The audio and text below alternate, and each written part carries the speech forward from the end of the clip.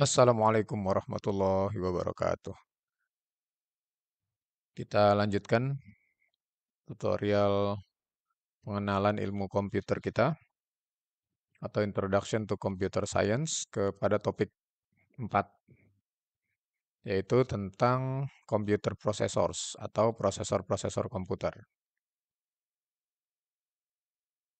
Pada topik 4 ini kita akan membahas tentang peranan dari prosesor komputer. Kemudian tipe-tipe dari prosesor. Selanjutnya komponen-komponen dari sebuah prosesor atau CPU. Kemudian juga fungsi-fungsi dari CPU. Lanjut, bagaimana komponen-komponen dalam CPU itu berkomunikasi satu sama lain. Dan yang terakhir tentang siklus fetch, decode, execute. Selain slide ini nanti ada slide bonus yang kedua, yaitu tentang simulasi ya, tentang simulasi Little Man Computer. Simulasi cara kerja komputer super mini supaya kita bisa lebih memahami apa yang dibahas di bab ini. Tujuan pembelajarannya adalah menjelaskan tujuan dari CPU atau Central Processing Unit, unit pemrosesan sentral. Kemudian juga menjelaskan komponen-komponen dari CPU dan menjelaskan fungsi dari siklus fetch, decode, execute. Istilah-istilah yang tidak dikenal di modul silakan ditandai dengan pulpen warna-warni dan dicari artinya di kamus. Dan kalau tidak mengerti juga silakan ditanya kepada dosen pada saat pertemuan tatap muka. Baik, lanjut ke materi kita ya. Fitur-fitur dari prosesor komputer. Prosesor itu disebut juga sebagai mikroprosesor. Ya, mungkin karena dia sangat kecil ya, mikro, sangat kecil. Atau juga Central Processing Unit, disingkat CPU. Atau kalau diterjemahkan, unit pemrosesan pusat. Nah, CPU ini atau mikroprosesor ini atau prosesor komputer ini adalah chip utama dari sebuah sistem komputer. Nah, CPU ini berlokasi di dalam sebuah sirkuit terintegrasi atau bisa kita singkat dengan IC, yaitu chip yang terbuat dari silikon yang dipasang di motherboard. Ya, pada pertemuan sebelumnya kita sudah lihat bahwa CPU ini dipasang di soket khusus di motherboard. Nah, prosesor yang mempunyai core lebih dari satu disebut multi-core prosesor. Dia bisa punya 2, punya 3, atau punya 4 prosesor dalam satu chip tunggal.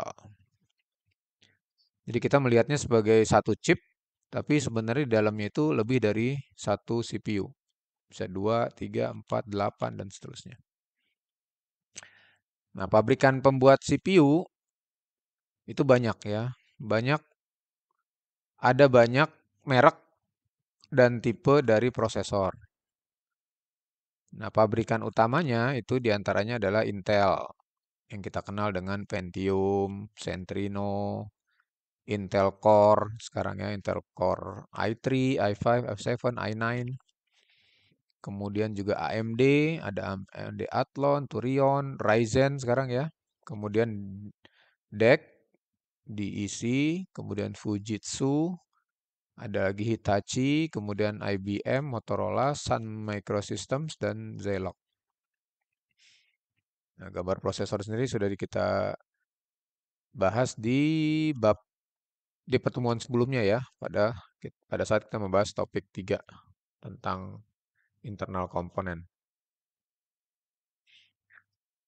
Fungsi-fungsi dari sebuah CPU.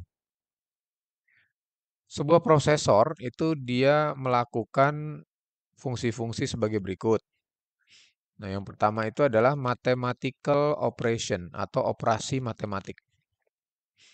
Contohnya seperti tambah, penjumlahan ya, penjumlahan, kemudian pengurangan, subtraction, multiplication, perkalian, dan juga pembagian atau division. Yang kedua, dia juga fungsinya adalah logic operation, melakukan operasi logika. Operasi logika itu adalah dia membandingkan data dan kemudian membuat keputusan. Jika A maka B misalnya, atau jika C maka D. Kemudian dia juga berfungsi untuk memproses data. Fungsi berikutnya adalah bertukar data dengan komponen lain atau peripheral lain di dalam komputer. Peripheral lain yang terhubung ke komputer tersebut. Fungsi lain dari CPU adalah memindahkan data dari satu lokasi memori ke lokasi memori yang lain. Ya, nanti kita lihat di contoh-contoh di halaman selanjutnya. Jadi kalau disingkat, eh, elemen-elemen utama dari sebuah prosesor itu adalah yang pertama ALU, singkatan dari Arithmetic and Logic Unit. Kemudian ada CU atau Control Unit dan ada Immediate Access Store atau IAS. Kemudian ada lagi clock, pewaktu. Ingat kemarin waktu kita membahas tentang motherboard, itu ada clock, ada dirijennya, ada pewaktu yang mengatur tempo dari pertukaran data. Nah, kemudian ada juga transistor-transistor yang berfungsi sebagai switch, saklar untuk menyalakan sinyal on atau mematikan sinyal off. Nah, kalau kita lihat gambarnya secara ringkas seperti ini. Jadi CPU, ini yang di tengah ini CPU, ini CPU, itu terdiri dari dua bagian besar yaitu ALU dan CU.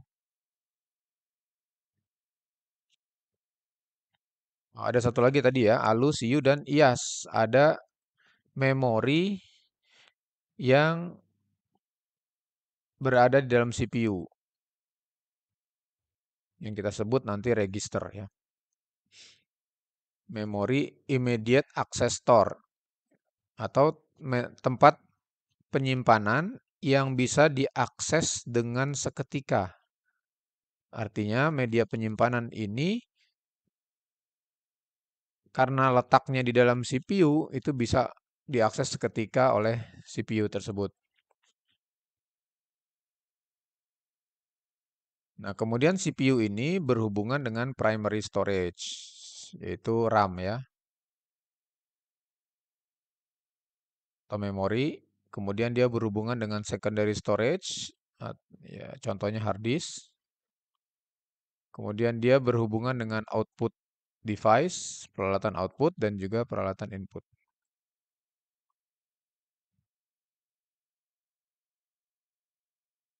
Ini contohnya di atas ya, primary storage, ini ada RAM, secondary storage, di bawah penjelasannya, output CU, sorry di sini CU, itu penjelasannya di sini, dan ALU di penjelasannya di sini. ALU, Arithmetic Logic Unit, untuk calculation, arithmeticnya, kemudian logicnya di comparison. Kemudian CU, Control Unit, dia mengatur perpindahan data, baik program maupun data. Kita lihat satu-satu, Arithmetic and Logic Unit atau ALU. Disinilah tempat komputer memproses instruksi-instruksi.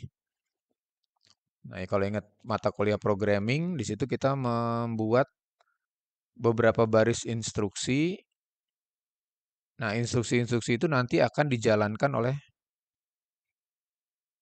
CPU, lebih tepatnya lagi oleh bagian ALU-nya ini, Arithmetic and Logic Unit.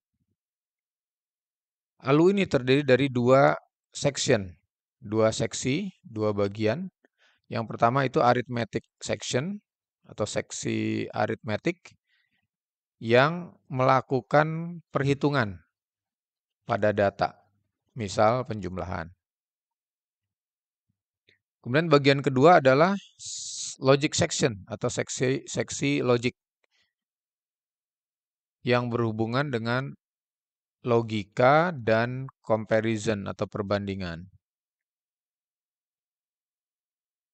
Misalnya, dia akan bekerja, ya, instruksi ini akan dijalankan jika sebuah nilai lebih besar atau kurang dari atau sama dengan suatu nilai yang lain. Gitu. Jadi kita membandingkan suatu nilai dengan suatu nilai yang lain, hasilnya itu digunakan untuk mengambil keputusan melakukan A atau B atau C. Itu dia section logic. Yang berikutnya tadi adalah control unit. Ingat di sini, tadi di sebelah kiri ini adalah ALU tadi. Yang berikutnya sekarang adalah tentang control unit ini. Nah, control unit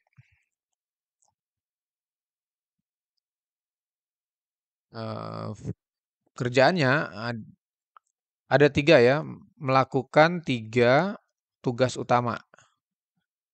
Yaitu yang pertama mengontrol dan memonitor hardware yang tersambung ke sistem komputer.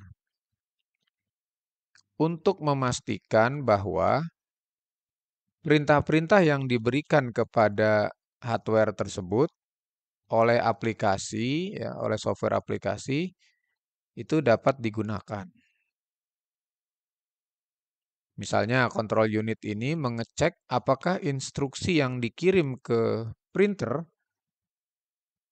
itu sudah benar.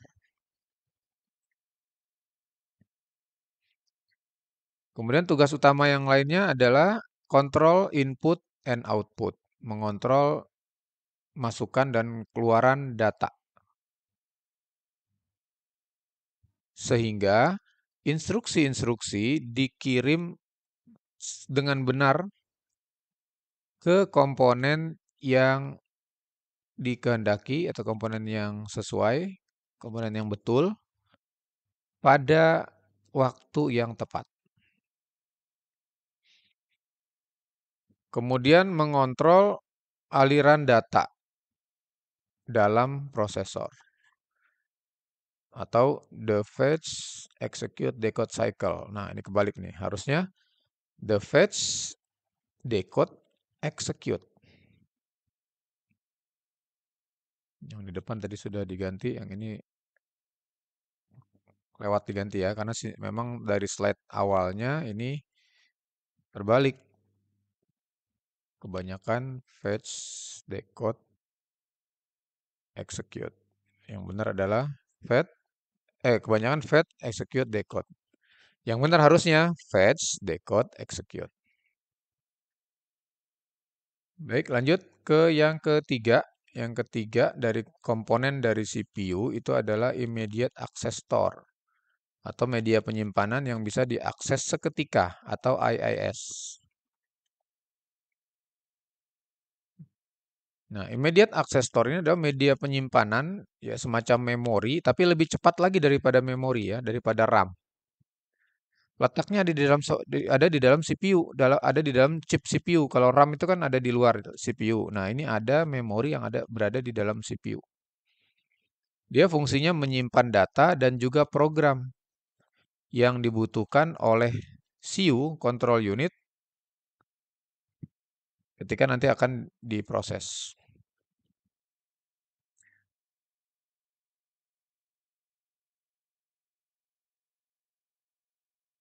Jadi data yang ada di eh, media penyimpanan secondary seperti di hard disk itu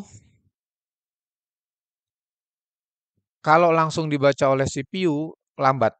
Ya, seperti yang di kuliah sebelumnya, di tutorial sebelumnya, di video sebelumnya sudah sampaikan, kalau data itu langsung dibaca dari hard disk lambat. Maka data itu perlu di copy dulu ke memori. Yang pertama ke RAM, yang kedua dari RAM di copy lagi ke memori yang ada di dalam CPU ini. Baru yang data dan program yang ada di dalam penyimpanan dalam CPU inilah yang kemudian diproses. Nah, itu akan jauh lebih cepat daripada mengakses langsung data dari hard disk. Oke, makanya di dalam CPU itu ada storage untuk menyimpan data yang bisa diakses dengan sangat cepat.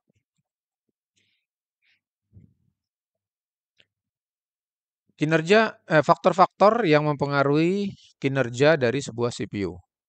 Ya, faktor-faktor kinerja sebuah CPU.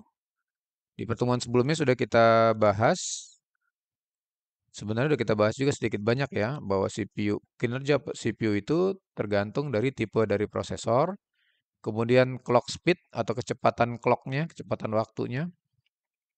Ingat di video sebelumnya, clock speednya ada yang 2,5 giga, ada yang 3 giga, ada yang 3,5 giga, 3,6 giga. Ya, sekitaran 3 gigahertz ya, plus minus ke bawah atau ke atas. Kemudian jumlah core. Oh iya, makin besar clock speednya ya berarti performanya juga makin bagus ya, karena komputernya makin cepat. Kemudian jumlah core CPU juga pengaruh. Makin banyak core-nya berarti makin banyak perintah yang bisa dijalankan oleh CPU, yang bisa diproses oleh CPU dalam waktu yang bersamaan. Dan yang keempat adalah ukuran cache size-nya. Ya, cache size ini adalah merupakan eh, tadi memori yang letaknya di dalam CPU yang dekat dengan ALU. Makin besar media penyimpanan di dalam CPU tersebut, maka CPU-nya akan makin bagus.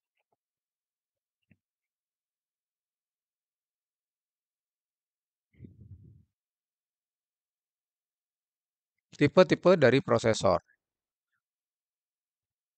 Secara garis besar ada dua tipe utama dari prosesor, yaitu yang pertama adalah Complex Instruction Set Computing atau CISC.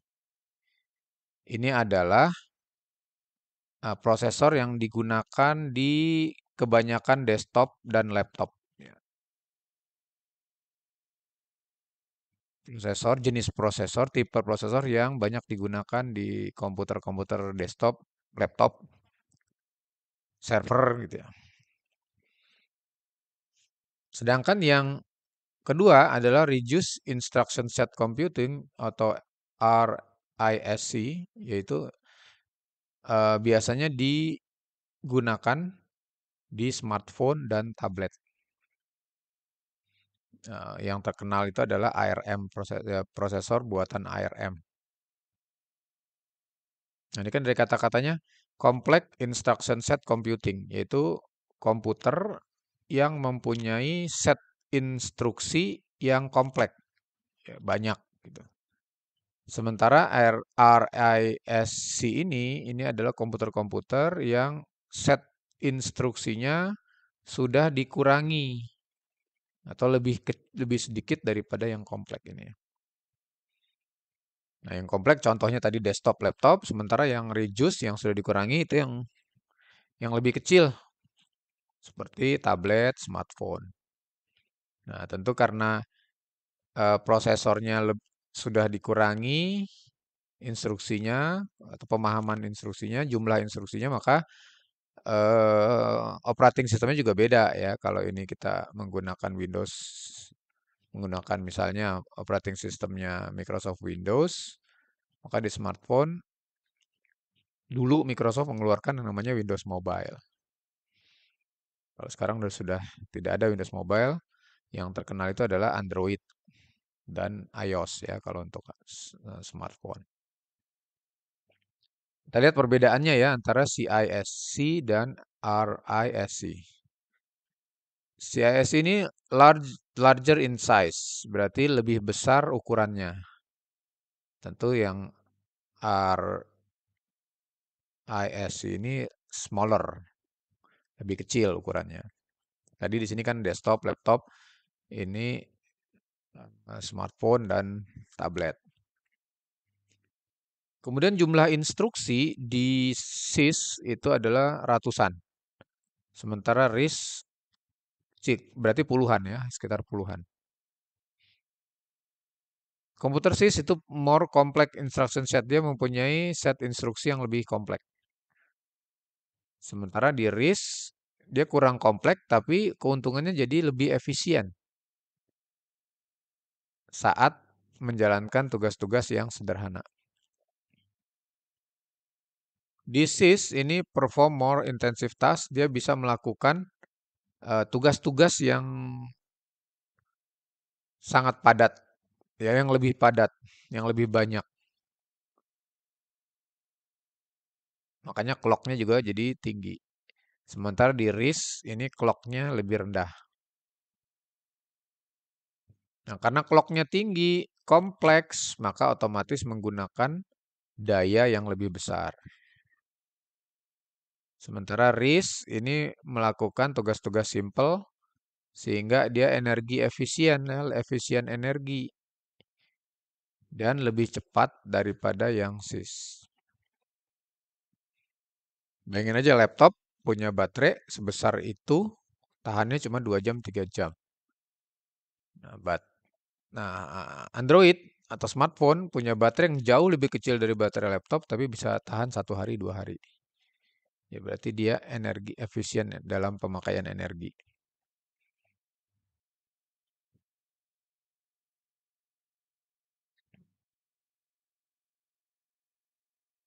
Untuk komputer SIS ini tentu saja untuk membuatnya dibutuhkan biaya yang lebih besar daripada yang RISC. Kalau RISC cheaper ya, lebih murah RISC ini. Maka harga laptop, komputer itu biasanya lebih mahal daripada smartphone dan tablet. Untuk merek yang sama. Jangan dibandingkan merek komputer IBM dengan Apple ya. Selanjutnya speed clock.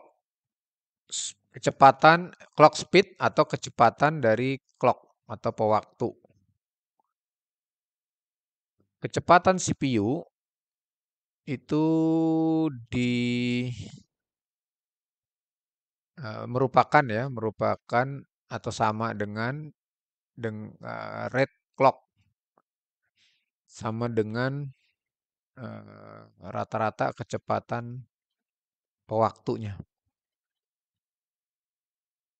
Waktu itu sudah kita jelaskan di bab sebelumnya ya, di topik sebelumnya tentang motherboard. Di motherboard itu ada satu komponen yang namanya clock yang mengatur di orkestrasi, dirijen dari semua komponen yang ada di motherboard.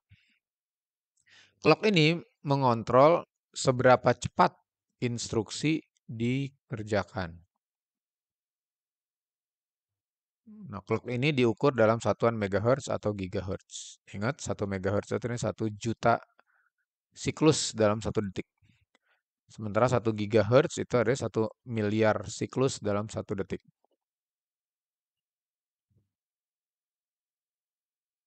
Makanya ketika kita beli komputer dengan prosesor tipe tertentu itu diikuti dengan clocknya.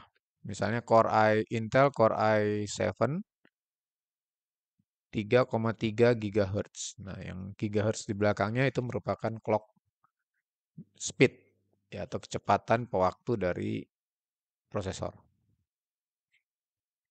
Core atau inti dari prosesor. Satu inti satu inti prosesor itu mengandung satu ALU, satu CU, dan register. Ya, registernya tadi IAS ya sama. Jadi ini tadi gambarnya, ini adalah gambar satu yang di tengah-tengah ini. Itu adalah gambar satu core. Berarti kalau ada 4 core, ya, alunya 4, CU-nya 4, kemudian registernya juga 4.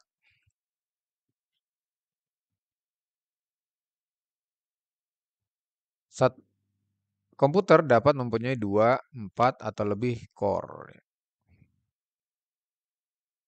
CPU maksudnya ini mungkin ya. CPU, sebuah CPU itu bisa bisa di dalamnya itu terdiri dari 2, 4, 8, 16 core. Nah, kalau multiple program, banyak program dapat berjalan bersamaan jika sebuah komputer mempunyai banyak core. Sebuah CPU maksudnya ya, sebuah computer processing unit itu mempunyai banyak inti, mempunyai banyak core.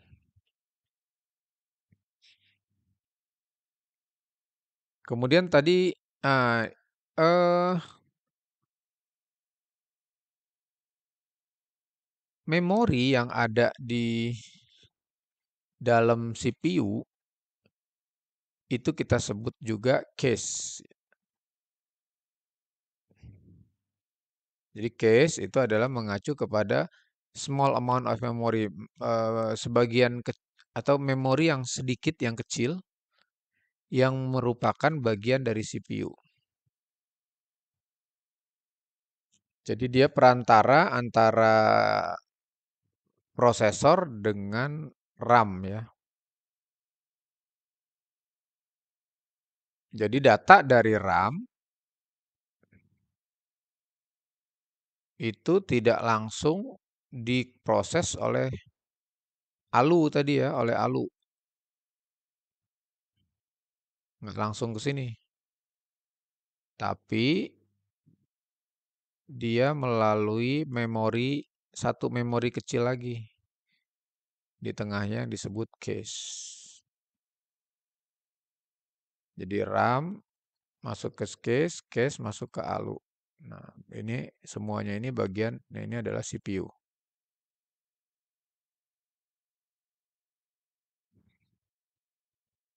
Nah, kalau datanya masih ada di RAM, masih ada di cache, misal di sini masih ada datanya, maka ALU tidak perlu berhubungan dengan RAM lagi, cukup mengambil data yang ada di cache.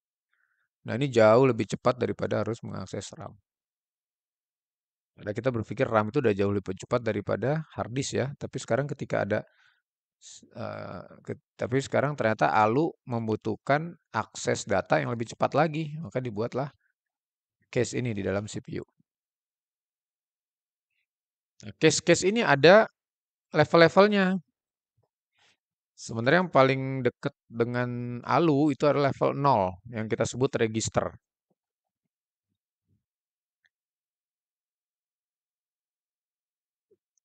Nah, kadang disebut juga level 1 ya, ada yang bilang level 0 atau level 1. Intinya ini level yang paling tinggi yaitu yang paling dekat dengan ALU tadi. Nah, dia adanya di dalam CPU. Terus ada lagi case yang merupakan yang disebut level 2. Ini lebih besar dari level 1, berlokasi antara CPU dan RAM. Tapi kadang-kadang berlokasi di dalam CPU juga bersamaan dengan L1. Jadi L1 ada CPU-CPU yang hanya mengandung L1, ada CPU-CPU yang mengandung L1 dan L2. Terus kemudian ada juga CPU yang mempunyai cache sampai ke level 3. Dia lebih besar juga dari L1, berlokasi antara CPU dengan RAM. Nah, makin besar L2, L3 ini menghasilkan komputer yang makin cepat.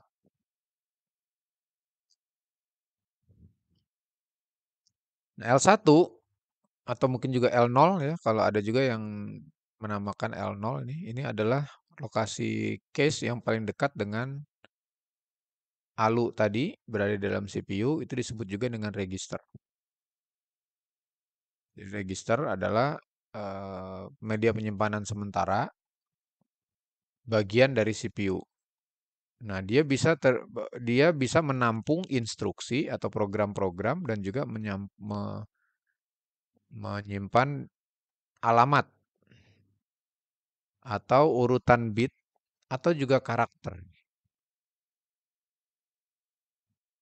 Ya, pokoknya sesuatu yang akan diproses oleh ALU, baik itu program, data, itu disimpan dulu di register. Oh, maksudnya gini, register ini menyimpan kode ya, sebenarnya kode-kode dari instruksi, kemudian juga alamat-alamat dari sebuah instruksi atau alamat data, urutan bit atau karakter-karakter. Ya, karena register ini sangat kecil, maka dia menampung data yang sedikit juga, yang kecil juga ya. Untuk registernya ada beberapa macam. Yang pertama, program counter atau PC. Program counter dari kata-katanya adalah penghitung program. Dia adalah register yang menyimpan atau mengecek urutan dari instruksi. Jadi kalau sekarang program belum dijalankan, itu isinya nol. Nanti program counter isinya nol. Nah, ketika program sudah mulai dijalankan, maka dia akan bertambah jadi satu. Nah, satu ini adalah alamat yang alamat dari instruksi yang akan dijalankan berikutnya, yang akan diambil berikutnya. Jadi ketika kita akan menjalankan program, program counter isinya nol. Begitu program kita jalankan, maka program counter isinya satu.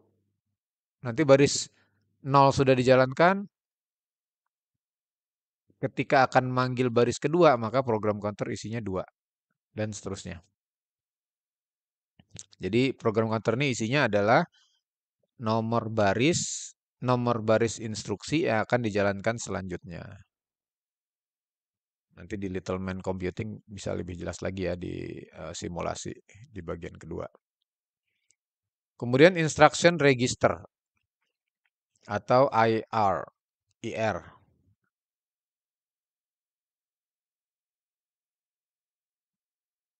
Instruction register ini mengambil instruksi yang sesuai dengan nomor yang ada di program counter.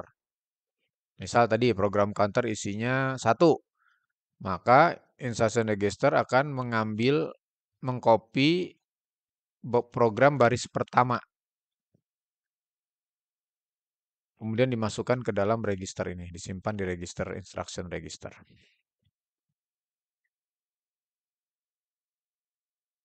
Kemudian ada register yang disebut akumulator. Akumulator ini menyimpan hasil dari processing, hasil dari pemrosesan. Jadi yang sudah diproses oleh ALU tadi disimpan sementara di akumulator. Setelah disimpan di akumulator bisa nanti disimpan lagi dibalikan ke memori, ke RAM atau ditampilkan di monitor atau di alat output. Yang keempat itu adalah memory address register atau MAR. Dia menyimpan aktif address atau alamat yang sekarang sedang aktif, alamat memori yang sekarang sedang aktif. Ingat waktu sebelumnya, dua pertemuan sebelumnya atau dua video sebelumnya sempat saya sampaikan bahwa RAM atau memori itu mirip dengan kamar hotel. Jadi ada nomor-nomornya. Nah, nomor kamarnya itu disebut memory address. Nah, memory address ini alamat kamar di memori itu disimpan dalam register yang terletak dekat ALU tadi. Alamat memori yang sedang diakses.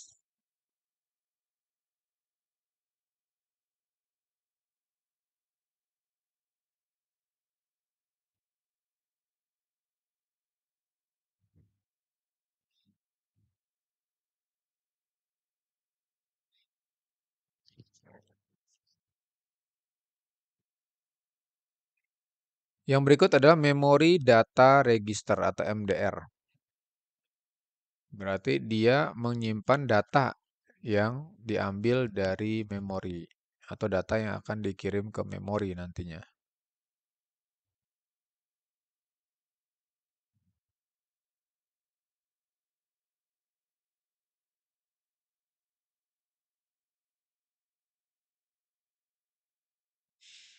Oke, sekarang diingat-ingat aja dulu ya, ada program counter PC, ada instruction register, ada akumulator, ada memory address register, MAR, ada memory data register atau MDR. Intinya 5 ini adalah register atau memori, sama aja dengan memori ya, atau media penyimpanan yang kecil. Ya. Nah, ini dibuat bagannya ya, program counter, dia menyimpan alamat dari instruksi berikutnya yang akan diambil. Current instruction register itu menyimpan kopi dari instruksi yang sedang diproses. Akumulator ini menyimpan data yang sedang dikerjakan. Memory address register ini menyimpan alamat memori yang sedang aktif. Dan memory data register menyimpan data yang diambil dari RAM atau dikirim ke RAM. Ya, ini untuk mempermudah saja untuk menghafal ya.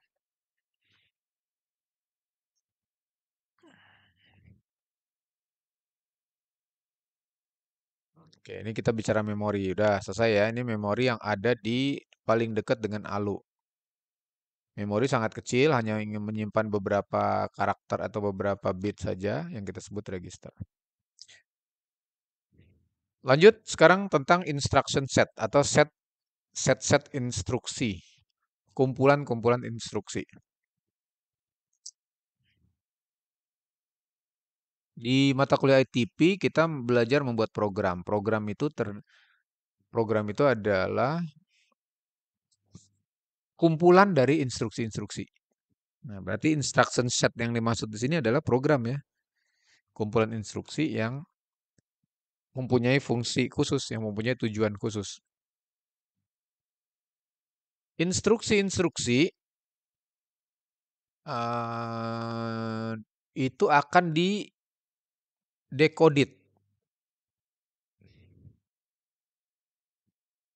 Bahasa Indonesianya apa decoded? Akan diterjemahkan dulu ya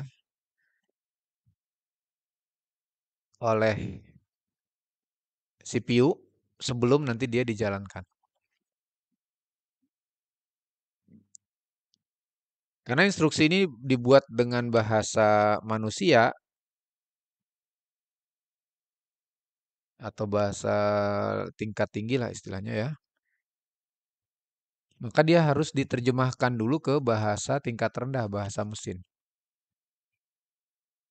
Maka instruksi ini akan didekodit, akan diterjemahkan dulu sebagai operasi yang berurutan. Nah, operations atau operasi-operasi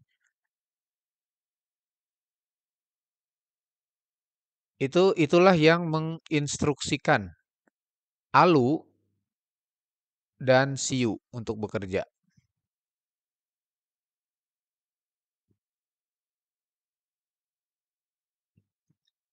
Operation dibuat dari satu set instruksi-instruksi, data, dan opcode serta operan. Opcode ini singkatan dari operation code, sementara operan itu adalah sesuatu yang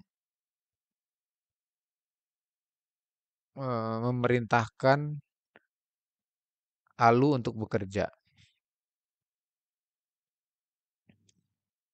Contoh operan itu ya tambah, ini operan tambah, min, kurang itu operan. Kali itu operan, bagi itu juga operan.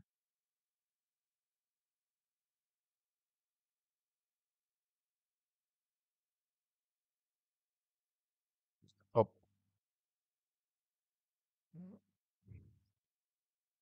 eh, oh sorry, operan itu adalah data-data yang diproses oleh operator. Ini operator ya. Ini misalnya 3 tambah 2. Maka operannya itu adalah ini ya. 3 dan 2 ini operan, sementara yang plusnya adalah operatornya. Semuanya ini disebut operation. Kita ulang ya, misalnya ada 3 tambah 2. Ini adalah sebuah operasi. Nah, sebuah operasi ini terdiri dari operan 3 dan operan 2 yang harus dioperatorin tambah. Oke, jadi tambah ini operatornya, sementara 3 operannya, 2 juga operannya. Nah, operator ini dilambangkan dengan kode-kode tertentu, makanya disebut opcode, singkatan dari operation code. Opcode ini melakukan tindakan kepada operan. Jadi misalnya opcode itu artinya tambah, maka dia jika opcode ini artinya tambah, maka dia operan satu dijumlahkan dengan operan 2. Kalau opcode-nya minus, berarti operan satu dikurangi operan 2. Jadi opcode ini menginformasikan kepada CPU tugas apa yang perlu dilakukan terhadap operan-operan ini. Ya, ini misalnya ada operan nih, 3, 2. Ini mau diapain nih operan ini? Nah, yang memerintahkan mau diapain itu adalah opcode tadi. Oh, 3 kurangi 2. Nah, berarti kurang ini adalah opcode atau operator. Operator code.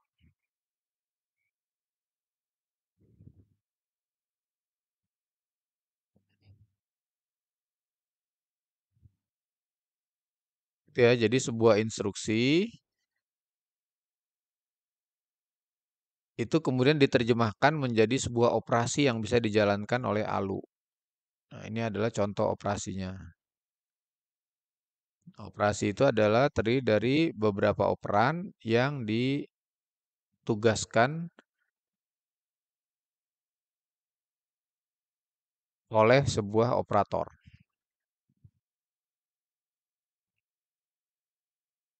Nanti kita lihat lagi secara rinci di Littleman Computing ya, di bab berikutnya, di slide berikutnya. Kemudian kita ingat kembali pada pelajaran sebelumnya, yaitu tentang internal component of computer, khususnya tentang motherboard. Nah, di motherboard itu ada yang kita kenal sebagai bus. Ya, karena jamak, jadi kita sebut basis. Nah, peranan the role of the bus of basis ini, peranan-peranan bus yang ada di motherboard itu adalah menghubungkan CPU dengan komponen-komponen lain. Bus ini memindahkan instruksi dan data. Ya, bayangin aja bus ya, misalnya bus sekolah, itu dia memindahkan data yaitu berupa anak-anak sekolah dari rumah ke kantor ke sekolah atau sebaliknya dari sekolah ke rumah. Kecepatan bus itu diukur menggunakan satuan megahertz atau jutaan hertz. Bus ini bisa mengirim 8, 16, 32, atau 64 pada saat yang bersamaan. 64 bit pada saat yang bersamaan. Bus ada beberapa kategori kemarin tergantung kepada tugas dan kecepatan aksesnya.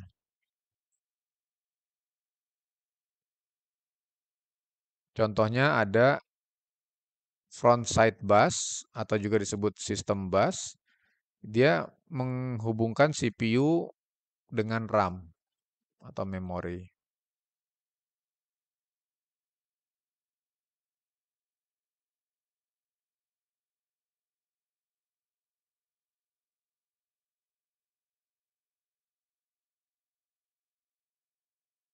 Yang dua lagi kemarin apa? Masih ingat? PCI bus dan juga input output bus.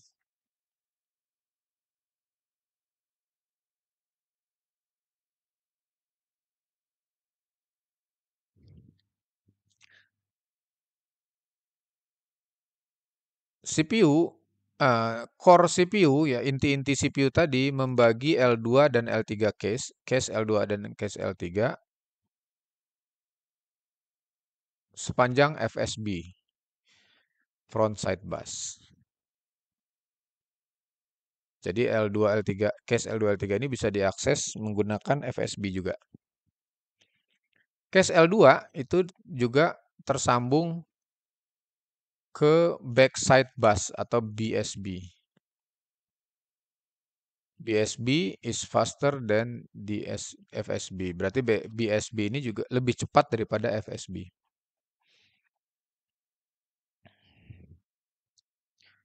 Jadi kalau FSB tadi menyambungkan CPU dengan RAM, nah ada yang lebih cepat lagi dari FSB.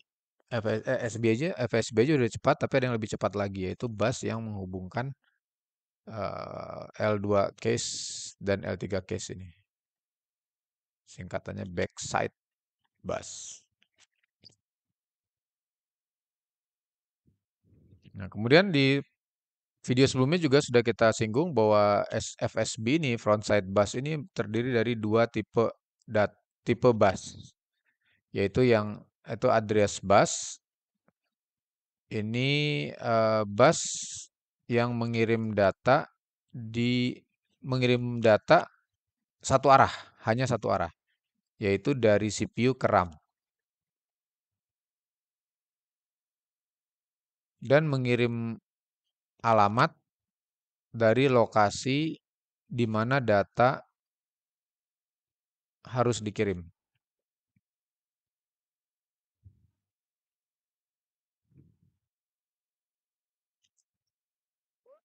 Jadi address bus ini hanya satu arah ya dari CPU ke RAM. Isinya alamat. Misalnya bayangin RAM itu kamar hotel. Misalnya ini data harus dikirim ke kamar 20. Maka address bus ini berisi 20. Dan arahnya dari CPU ke RAM. Jadi RAM ketika menerima 20, oh ini alamatnya 20. Berarti nanti data yang ikut dengan bus address ini akan saya taruh di alamat 20. Nah, kemudian ada lagi data bus, yaitu bus yang bisa dikirim dua arah. Apakah dari CPU ke memori atau dari memori ke CPU.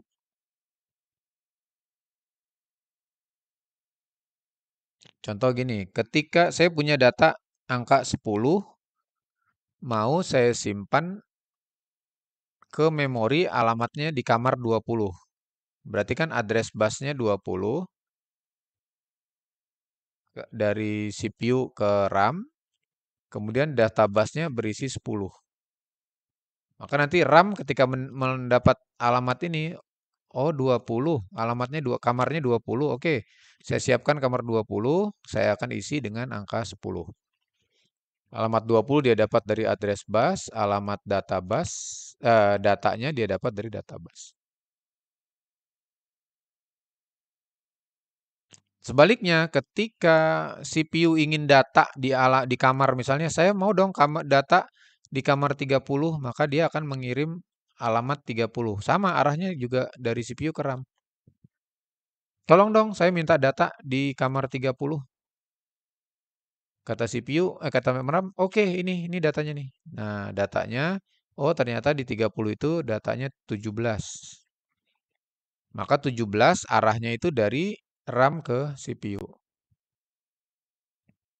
Ingat ya, tadi ketika menyimpan data dari CPU ke RAM, alamatnya satu arah, dikirim satu arah dari CPU ke RAM.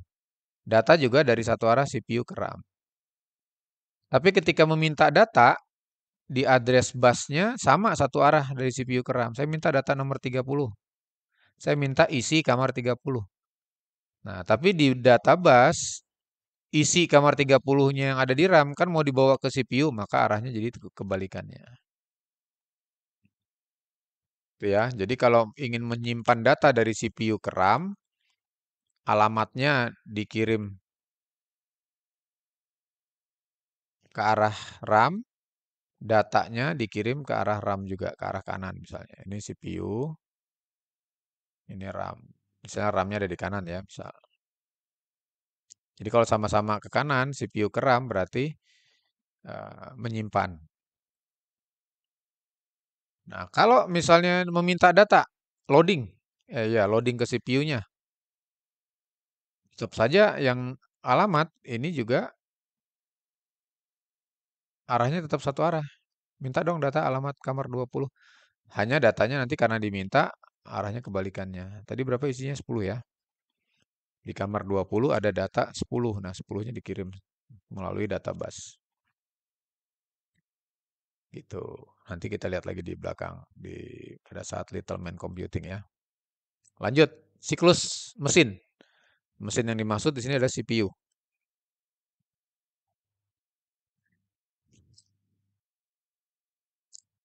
Ingat kemarin ada yang namanya ingat tadi ada yang disebut program counter, yaitu adalah alamat alamat program, alamat baris yang harus dijalankan berikutnya. Kemudian ingat juga ada memory address register, register atau memori yang menyimpan alamat memori, alamat RAM maksudnya ya. Memory data register, ini register yang menyimpan data dari memori. Kemudian ada satu lagi current instruction register atau tadi kita sebut instruction register. Itu isinya adalah instruksi yang sedang dijalankan saat ini.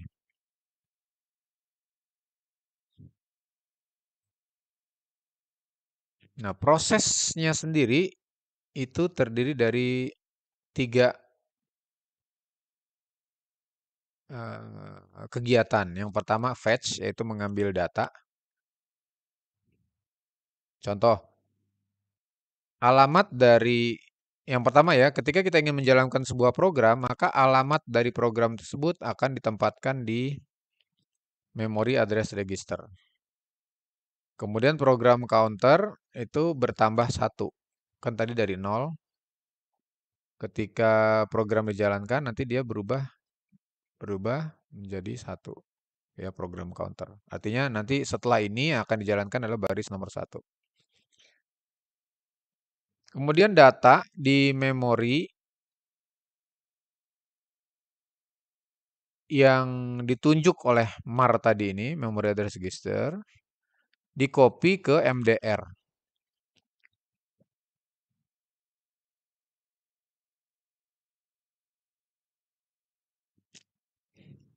Oke. Instruksi yang sudah di copy ke MDR tadi, kemudian di copy ke dalam SIR atau Current Instruction Register. Nah, instruksi itu kemudian di decode atau diterjemahkan. Jadi setelah fetch, langkah berikutnya adalah terjemahkan atau decode. Setelah diterjemahkan, alunya ngerti, oh ini harus dibeginikan toh ya, maka kemudian dijalankan atau execute. Nah, selesai satu baris pertama selesai baris ke-0 dijalankan, oh ya di gini, baris program itu baris pertamanya itu dimulai dari hitungan 0. Nah, setelah baris ke-0 dijalankan, maka lihat ke program counter tadi. Oh, di program counter ada angka 1. Oh, berarti setelah ini lakukan ambil baris program pertama. Nah, nanti di fetch juga, kemudian decode, execute. Lanjut, ambil program baris kedua, fetch, decode, execute. Ambil baris ketiga, fetch, decode, execute lagi. Begitu terus sampai programnya habis, sampai baris yang akan dijalankan habis. Ini kita kenal yang namanya siklus fetch, decode, execute, FDE.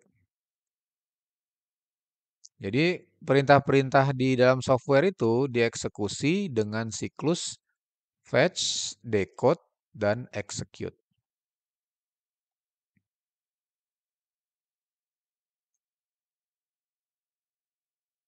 Kemudian instruksi program itu dikirim ke RAM.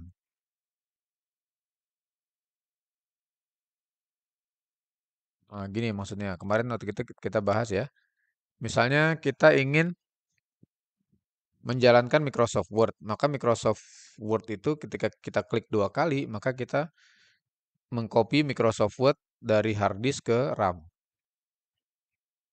Kemudian ketika Microsoft Word itu akan dijalankan, itu masing-masing baris dari program Microsoft Word itu dikirim ke CPU dari RAM. Kemudian diterjemahkan oleh CPU dan diproses atau dieksekut. Baris-baris programnya itu diambil, terjemahkan, jalankan.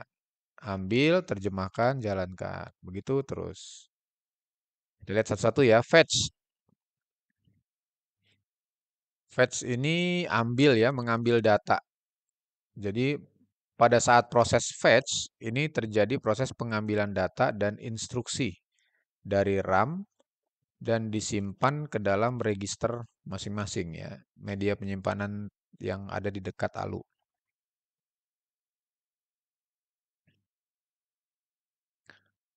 CPU menempatkan alamat dari instruksi berikutnya yang akan diambil menggunakan bus address. Disimpannya di mana? Betul, di register program counter.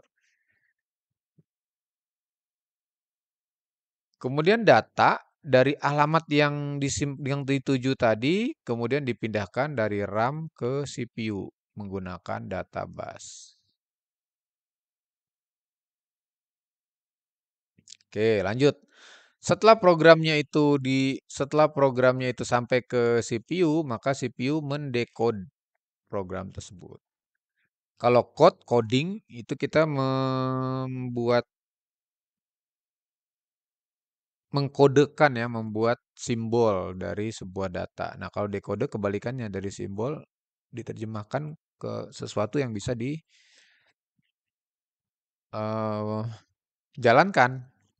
Ya. Di sini saya terjemahkan decode ini menerjemahkan. Jadi datanya atau programnya setelah dibawa ke CPU akan diterjemahkan oleh si CPU. Nah, CPU ini ya dia goblok ya, seperti yang saya sampaikan sebelumnya.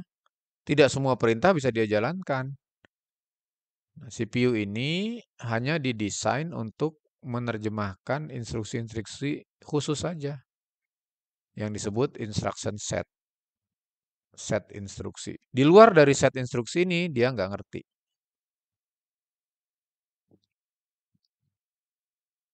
Jadi kita harus mengalah.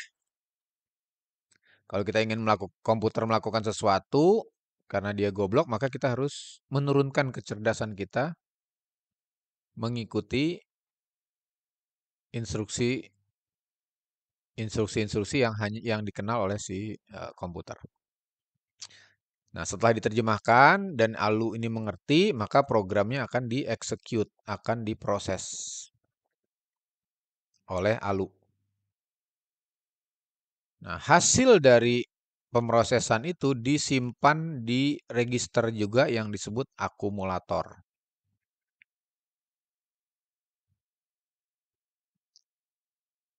Nah, jika diperlukan, dari hasil akumulator ini bisa disimpan kembali ke RAM. Atau digunakan kembali untuk operasi CPU berikutnya. Nah, ketika udah selesai satu eksekusi ini, ketika satu eksekusi ini komplit selesai, maka CPU akan memulai siklus berikutnya. Fetch lagi, decode lagi, execute lagi. Selesai, fetch lagi, decode lagi, execute lagi. Terus sampai habis programnya. Ya, nanti kita simulasikan. Jadi kalau dibuat bagannya seperti ini. Program instruksi itu ada di RAM. Kemudian di fetch ya, diambil oleh control unit. Kemudian diterjemahkan oleh dia. Oh, maksudnya seperti ini toh. Nah, itu namanya decode. Setelah dia mengerti, maka akan dijalankan oleh ALU. Akan dieksekut. Hasilnya simpan lagi di RAM. Kemudian RAM akan fetch lagi baris berikutnya. Begitu terus sampai programnya habis. Nah, demikianlah eh, pengenalan kita tentang cara kerja prosesor, mengen- eh, penjelasan apa demikian tutorial kita tentang prosesor komputer, tipe-tipenya, performanya dan juga cara kerjanya. Yaitu dengan menggunakan siklus fetch, decode dan execute. Referensinya ini bisa dibaca atau bisa di Google lagi untuk eh, referensi-referensi terbaru. Nah, selanjutnya kita akan memsimulasikan apa yang kita obrolkan tadi tentang cara kerja komputer menggunakan yang namanya The Little Man Computer. Nah, ini akan kita bahas di video selanjutnya. Kita cukupkan dulu untuk video topik 4 bagian pertama ini. Wassalamualaikum warahmatullahi wabarakatuh.